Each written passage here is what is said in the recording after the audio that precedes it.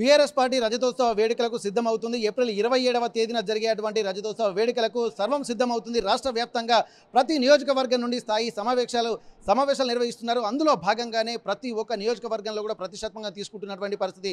ముఖ్యంగా హాట్ టాపిక్గా ఉండేటువంటి స్టేషన్ గన్పూర్ నియోజకవర్గం నుంచి కూడా భారీ జన సమీకరణ సమావేశాలకు తరలివేసేందుకు సిద్ధమవుతుంది. ఇప్పటికే 60 బస్సులు కూడా సిద్ధమవుతున్నటువంటి పరిస్థితి కనిపిస్తుంది. దీనికి సంబంధించి మాజీ డిప్యూటీ సీఎం అలాగే స్టేషన్ గన్పూర్ మాజీ ఎమ్మెల్యే తాటికొండ రాజయ్య గారు మనతో ఉన్నారు. వారు ఎట్లాంటి విధానాలతో ముందుకెళ్తున్నారు, ఇక్కడ రజతోత్సవ వేడుకలకు సిద్ధమవుతున్నటువంటి నేపథ్యంలో వారి మార్క్ ఎలా ఉంటుందో ప్రస్తుతానికి తాటికొండ రాజయ్య గారు మనతో ఉన్నారు. ఒకసారి వారితో మాట్లాడదాం. హాయ్ సార్, ఇప్పటి వరకు చూసినట్టయితే ఒక హాట్ టాపిక్ రజతోత్సవ వేడుకల్ని ప్రతి ఇంట్లో కూడా ఒక పండుగ వాతావరణంలో జరుపుకోవాలని చెప్పి అంటున్నారు. దానికి సంబంధించి కూడా ఒక కార్యకర్తల ఉత్సాహం నింపేటువంటి వాతావరణం అయితే కనిపిస్తుంది.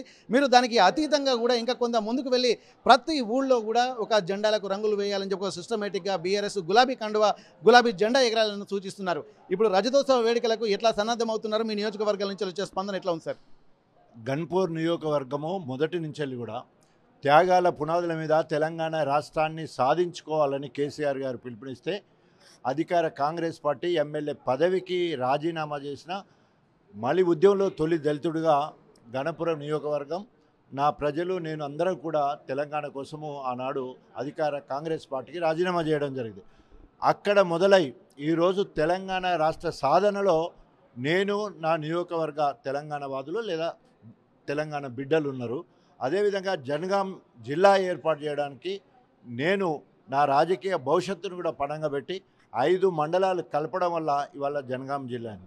కేసీఆర్ గారి ఆలోచన, డాక్టర్ భీమ్రావ్ అంబేద్కర్ ఆలోచన, చిన్న రాష్ట్రాలు, చిన్న జిల్లాలు, చిన్న రెవెన్యూలు, చిన్న మండలాలు, చిన్న గ్రామాలు అభివృద్ధికి సోపానాలని నమ్మి అంబేద్కర్ ఆలోచన విధానం నమ్మిన వాడిగా జనగాం జిల్లా ఏర్పాటులో, తెలంగాణ జిల్లా ఏర్పాటులో గన్పూర్కు ఒక ప్రత్యేక స్థానం. అంతేకాకుండా ఈరోజు ఉద్యమము గొప్పగా ఎక్కడుంది అంటే ఇక్కడ త్యాగాలు చేసినాం కాబట్టి ఇక్కడ కమిట్మెంట్ ఎక్కువ ఉంది, ఇక్కడ కార్యకర్తలు ఎక్కువ ఉన్నారు. అందుకనే ఎప్పుడు గెలుస్తూనే వచ్చింది. ఆఖరికి కార్యకర్తలు ఎంత కరుడు కట్టిన వాళ్ళంటే కడియం శ్రీహరి గారు ఇష్టం లేకున్నా పార్టీ అవసరాల నిమిత్తము డాక్టర్ రాజయ్య రైతు సమితి చైర్మన్గా ఉంటారు, లేదా ఎమ్మెల్సీ అయితే మంత్రి చేస్తాము లేదా ఎంపీ ఇస్తామని చెప్పి విధేయుడు కాబట్టి రాజయ్య ఇంటాడు, సౌమ్యుడు కాబట్టి ఇంటాడు అని చెప్పి ఆనాడు ఎమ్మెల్యే పదవికి రాజీనామా సౌత్యాగం, ఉప ముఖ్యమంత్రిగా పోయినా కూడా నియోజకవర్గం అంతా కూడా ఒక్క కాటి మీద ఉండి కేసీఆర్ని ఏమనకుండా ఆయన నాయకత్వాన్ని బలపరచడం, ఎమ్మెల్యే టికెట్ రాకున్నా కడియం శ్రీని గెలిపించడం, ఎమ్మెల్యే టికెట్ నాకు రాకున్నా జనగాము ఇన్ఛార్జి బాధ్యతలు తీసుకొని అభివక్త వరంగల్ జిల్లాలో 2 గెలిచినాయి, గణపురం అండ్ జనగాం. దీంట్లో స్టేషన్ గన్పూర్ కార్యకర్తలు అక్కడ సగం ఇక్కడ సగము, నేను 2 నియోజకవర్గం లేదా పనిచేయడం వల్లే ఈ 2 నియోజకవర్గాలు మాత్రమే గెలిచిన. అది మన పనితనానికి పరాకాష్ట, మన త్యాగానికి పరాకాష్ట, మన యాక్షన్ ప్లాన్కు పరాకాష్ట. సో అది ఎవరైనా గుర్తించాల్సిందే. అట్లా గొప్పగా తర్వాత ఎంపీ టికెట్ అంటే ఎంపీ టికెట్ కూడా ఇవ్వకుండా నువ్వు క్యాంపెయిన్ ఏంది ఏమంటే స్టార్ క్యాంపెయిన్గా సుధీర్ కుమార్ను గెలిపించాలంటే దానికోసం కూడా ఒక జోష్ నింపడానికి గణపురం నియోజకవర్గ కార్యకర్తలందరూ కూడా మాకు రాకున్నా పర్వాలేదని చెప్పేసి గొప్పగా పనిచేసిన పరిస్థితి. అంటే ఓన్లీ గణపురం అంటేనే త్యాగము, గణపురం అంటేనే తెలంగాణ, గణపురం అంటేనే ఉద్యమకారుల లెక్క ఉన్నది. అదే కాకుండా ఈరోజు జరిగే కార్యక్రమానికి ఆ గుర్తింపు కేసీఆర్ గారి దగ్గర ఉండడంతో పాటు ఒక ప్రత్యేక కార్యాచరణ దగ్గరలో ఉంది. 4 కిలోమీటర్ల దూరము సోమదేవరపల్లి ఉంది. అక్కడి నుంచి మొదలెడితే ధర్మసారు, వేలేరు మొత్తం కలిపితే 15-20 కిలోమీటర్లు, పక్కనే ఉన్న చిల్పూరు ఒక 25-30 కిలోమీటర్లే ఉంటుంది. కాబట్టి గొప్పగా జన సమీకరణ రావాలి. ఆ జన సమీకరణ ఎట్లుండాలంటే పాదయాత్ర చేసేవాళ్ళు, ఎడ్ల బండ్ల మీద వచ్చేవాళ్ళు, తర్వాత సైకిల్ మోటార్ బైక్ మీద వచ్చేవాళ్ళు, ఇట్లా రకరకాల వాహనాలతోటి రావాలనే ఒక ప్రణాళిక ఏ ఊరికి ఆ ఊరే మరి కార్యక్రమాలు సిద్ధం చేసుకుంటున్నారు. వాళ్ళ ఏమంటారు, వాళ్ళ ఐడెంటిటీ కోసం మా ఊరు గుర్తింపు పొందాలంటే మేము ఈ కార్యక్రమం చేస్తామని వినూతన కార్యక్రమాలు చేస్తానికి శ్రీకారం చుడుతున్నారు. వారు బయలుదేరే ముందు జెండావిష్కరణ చేసుకొని అక్కడి నుంచి వెళ్ళి ఎడ్ల బండ్ల మీద వచ్చేటోళ్ళు ఇక రకరకాలుగా చేసి ఇప్పటికే రెడీ అవుతూ ఉన్నారు. ఈరోజు సన్నాక కార్యక్రమం లింగాల గణపురం అయింది. 10 సంవత్సరాల్లో లింగాల గణపురం ఇట్లా ఏ మండలమైనా కూడా గొప్పగా అభివృద్ధి చేసుకున్నాం. కేసీఆర్, కేటీఆర్, హరీష్ రావు తర్వాత గణపురం నియోజకవర్గం అంత గొప్పగా అభివృద్ధి అయింది. ఇరిగేషన్ రంగంలో 1,00,000 ఎకరాల మాగాణి అంటే 1,50,000 ఎకరాలకి ఇవ్వాలి మాగాణి. 7 నియోజకవర్గాలు గణపురంలో 7 రిజర్వాయర్లు గణపురంలోనే 2 పైన బొమ్మకూరు చీటకొడూరు పైన ఉంటాయి, అవి కూడా గణపురంకు నీళ్ళు ఇస్తాయి. అంటే 9 రిజర్వాయర్ల ద్వారా సాగునీటి రంగం నెంబర్ 1గా ఉన్నది. రవాణా సిస్టమ్ 67 కిలోమీటర్ల నేషనల్ హైవే ఉన్నది. ఇండస్ట్రియల్ క్యారిడార్ డెవలప్ అయ్యడానికి, రియల్ ఎస్టేట్ డెవలప్ అవడానికి గొప్పగా ఉన్నది. ఎడ్యుకేషన్ హబ్గా అనేక పాఠశాలలు, డిగ్రీ కళాశాలతో పాటు అన్నీ కూడా ఆనాడు తెలంగాణ ఉద్యమం జరిగే క్రమంలో మరి ముందు వరుసలో ఉండి నేను మంజూరు చేసుకోగలిగాను. ఆ రకంగా ఎడ్యుకేషన్ హబ్గా ఈరోజు ఉన్నది. రవాణా రంగంలో ముందున్నది. ఇట్లా చెప్పుకుంటూ పోతే త్యాగాలు చేయడంలో ముందున్నది. కాబట్టి ఆ సిల్సిలాలో కేసీఆర్ గారు ఎక్కువ నీకే జన సమీకరణ అవకాశం ఇస్తాను, 25,000 30,000 మొత్తం నీ దగ్గరికి హెడ్ కౌంట్ పెట్టే ముందు నీవే కూర్చోవాలి అనేంత నమ్మకము కేసీఆర్ గారు చెప్పడం జరిగింది. తప్పకుండా వారు మా మీద ఉన్న నమ్మకాన్ని వమ్ము చేయకుండా గొప్పగా మరి జన సమీకరణ వాళ్ళంతా వాళ్ళే స్వచ్ఛందంగా వచ్చేదానికి వాళ్ళని మేము మోటివేట్ చేయాల్సిన అవసరం ఉన్నది. 10 సంవత్సరాలు బీఆర్ఎస్ ప్రభుత్వం చేసిన పనులు 15 సంవత్సరాలలో చేస్తాననే విఫలమైన కాంగ్రెస్ విషయాలు ప్రతిది కూడా ఇంటింటికి వివరిస్తే వాళ్ళంతా వాళ్ళు స్వచ్ఛందంగా తరలిచ్చే అవకాశం ఉంది. ఆ దిశగా ఒక ప్రణాళిక సిద్ధం చేసుకొని ఒక వినూతన కార్యక్రమాలు గణపురం నుండి చేయాలనే ఆలోచనతో ముందుకెళ్తున్నాం. ఓకే సార్, ఇప్పుడు కడియం శ్రేయర్ గారు చెప్తున్నారు ఎప్పుడు ఎన్నికలు వచ్చినా మేము సిద్ధంగా ఉన్నామని చెప్పి అంటున్నారు. గత కొద్ది రోజుల నుంచి చూసినట్టయితే ఎక్కడ లేని అభివృద్ధి పనులు ఇప్పుడు కాంగ్రెస్ పార్టీకి వచ్చిన తర్వాత 800 కోట్లు సాధించామని చెప్పి అంటున్నారు. ఇప్పుడున్నటువంటి మూమెంట్ చూస్తే ఇప్పుడు కాంగ్రెస్ తోటే అభివృద్ధి, నియోజకవర్గ అభివృద్ధి లక్ష్యం కాబట్టి నేను పార్టీ మారానని చెప్పి అంటున్నారు. దీనిపై ఏమంటారు సార్? సో ఆయన మేకపోతు గాంభీరము, అదేవిధంగా గోబెల్స్ ప్రచారము, అదేవిధంగా దొంగ అన్నట్టు ఈ 3 రకాలుగా చెప్పొచ్చాను. ఎందుకంటే ఆయన ఎక్కడ కూడా గణపురం నియోజకవర్గం కాదు, ఆయన వరంగల్ జిల్లా చెప్పుకునే విషయంలో కానీ ఎక్కడ ఆయన మార్కు ఒక్క పని చేయలేదు, ఒక్క పని కూడా చేయలేదు. నేను చాలా 4 క్యాబినెట్ హోదాలు చేశాను, డిప్యూటీ సీఎం చేశాను, ఎంపీ చేశాను, ఎమ్మెల్సీ చేశాను అని చెప్పుకుంటున్నాడు కదా.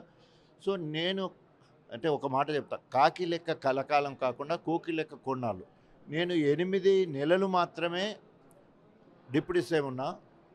వరంగల్కి నాకు గుర్తుగా మరి ఎంత అంటే ఎన్నో రకాల అవమానాలకు గురై అక్కడ కాలేజీ హెల్త్ యూనివర్సిటీ తీసుకొచ్చిన అది ఇవాళ నా పేరు మీద ఉండి తీరుతుంది. అదే సమయంలో కాలేజీ కళాక్షేత్రం తీసుకొచ్చిన అది ఉండి తీరుతుంది. దాదాపు 150 మంచాలతో super speciality hospital, medical college స్థలం ఎక్కువ ఉన్నదని చెప్పేసి సూపర్ స్పెషాలిటీ హాస్పిటల్ తీసుకొచ్చిన. నేను హెల్త్ మినిస్టర్గా ఉన్నాను కాబట్టి, పిల్లల డాక్టర్ని కాబట్టి 50 మంచాల ఇంటెన్సివ్ కేర్ పీడియాట్రిక్ యూనిట్ని తీసుకురావడం, మా జఫర్గఢ్కు 50 బెడెడ్ సివిల్ హాస్పిటల్ తీసుకురావడం జరిగింది. తర్వాత జనగాం జిల్లాను తీసుకురావడం జరిగింది. ఎందుకు ఈ మాట చెప్తున్నట్టే, ఎస్ ఇట్ ఈస్ నా మార్కుగా చెప్తున్నా. గన్పూర్లో రైల్వే ఫ్లైఓవర్ బ్రిడ్జ్ తీసుకొచ్చిన, అండర్ పాస్లు తీసుకొచ్చిన, ఇన్ని రకాలుగా తెలంగాణలో గుర్తింపు పొందే స్థాయిలో 8 నెలలు చేసిన. కానీ నువ్వు ఉప ముఖ్యమంత్రిగా ఎమ్మెల్సీగా ఉంటే 8 సంవత్సరాలు నేను గణపురానికి రానివ్వలే, గణపురంలో నువ్వు అడుగు పెట్టలే. నీకు పదవి ఉంటే చాలు, ఆ పదవిని కాపాడుకోవడానికి నువ్వు వద్దంటే ఊకున్నావు. ప్రజలు కోరుకోలేని నేను ఎవరు కూడా రావాలని పిలుచుకోలేని నేను 8 సంవత్సరాలు. ఓన్లీ పల్లె రాజశేఖరరెడ్డి పుణ్యం అని చెప్పేసి ఆయన మరి సొడిసపల్లి మీటింగ్ రావడంతో మళ్ళీ ప్రజలకు రావడం, వివిధ కారణాల వల్ల ఆయనకు ఎమ్మెల్యే టికెట్ రావడం జరిగింది. కానీ గణపురంలో ఆయనకు స్థానం లేదు, ఆయన పని చేసింది ఏం లేదు. ఇక తర్వాత 800 కోట్ల రూపాయలంటే ఆడ పైసా ఇవ్వలేదు, తట్ట మట్టి తీయలేదు, టెండర్ కాలేదు. గతంలో లింగంపల్లి రిజర్వాయర్ పేరుతోటి 2765 కోట్ల రూపాయల ఖర్చుతో టెండర్ అయింది, కమిషన్లు కూడా తీసుకున్నారు. మరి అవినీతికి ఎక్కడ సాక్ష్యం ఉండదు, అందరూ పబ్లిక్గా వేలమేసినట్టు పైసలు ఇయ్యరు. ఆ కాంట్రాక్టర్ ఇచ్చి, సార్ కడియం శ్రీహరి నేను ఆయన ఒక 100 కోట్ల ప్యాకేజ్ తీసుకుంటే నేను 6 కోట్ల రూపాయలు ఇచ్చిన, మీరు కూడా పోయి ప్యాకేజ్ తీసుకురండి అని చెప్పేసి నన్ను నా దగ్గరికి వస్తే నా ప్యాకేజ్ వద్దు ఏమొద్దని చెప్పేసి ఆ కాంట్రాక్టర్ని పంపించేసి, అంటే అంత బహిరంగంగా 6 కోట్లు ఇచ్చిన, ఆ ఇల్లు నేనే కట్టించిన కాంట్రాక్టరే చెప్పే పరిస్థితి ఉంది. సో అంత అవినీతి పలుకుంటే వాళ్ళ మళ్ళీ సుఖపూసలేక మాట్లాడుతుంది. ఈ 800 కోట్లు కూడా ఎక్కడ కూడా ఇంటిగ్రేటెడ్ స్కూల్ అన్నాడు, 200 కోట్లు అన్నాడు, అక్కడ అతి లేదు గతి లేదు, శిలాపలకం అడగలేదు, టెండర్ కాలేదు, పైసలు రాలేదు. అట్లా ఒకవేళ గణపూర్కి 800 అయితే మిగతా సీనియర్ లీడర్లు ఉన్నారు వాళ్ళందరూ ఊరుకుంటారా? ఒకటి 3500 ఇల్లు అంటాడు, ఇంటూ 5 లక్షలు పెట్టి అది ఇచ్చేసినట్టే చెప్పే కార్యక్రమం. తర్వాత మేము ప్రపోజల్ చేసిన డిగ్రీ కళాశాల అయితే దానికి కట్టిస్తారని దానికి లెక్క. తర్వాత అరే ఎవరు అడిగిన నిన్ను ఇంటిగ్రేటెడ్ రెవెన్యూ ఆఫీస్ అని దానికి పైసలు అంటాడు.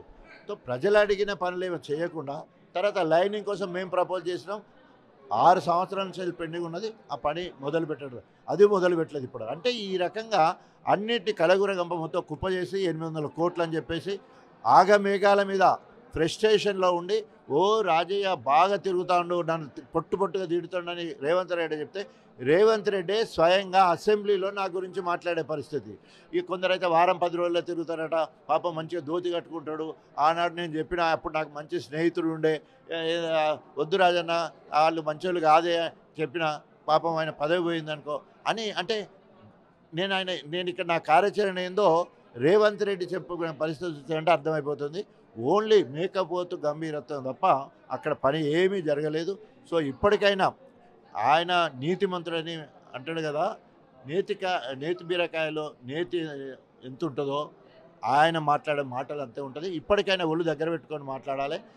వాటి పల్లరాజేశ్వర రెడ్డి మీద కానీ నా మీద కానీ, అంటే నేను ఎక్కువ మంది మీద అట్లా పెద్ద లీడర్ అవుతాను అనుకుంటాను. ఆయన అనైతికంగా ఇవాళ పదవిలో ఉన్నాడు.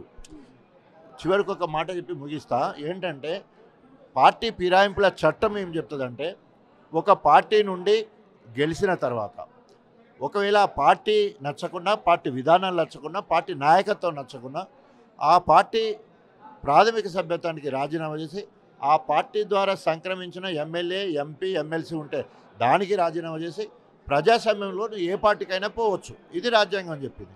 సో రేవంత్ రెడ్డి అనేక సందర్భాలు చెప్పిండు, రాహుల్ గాంధీ చెప్పారు, రాళ్లతో కొట్టుమన్నాడు, అదేవిధంగా అవసరం నేనే రాయేస్తాను అన్నాడు. ఇట్లాంటి అనేక మాటలు మాట్లాడారు.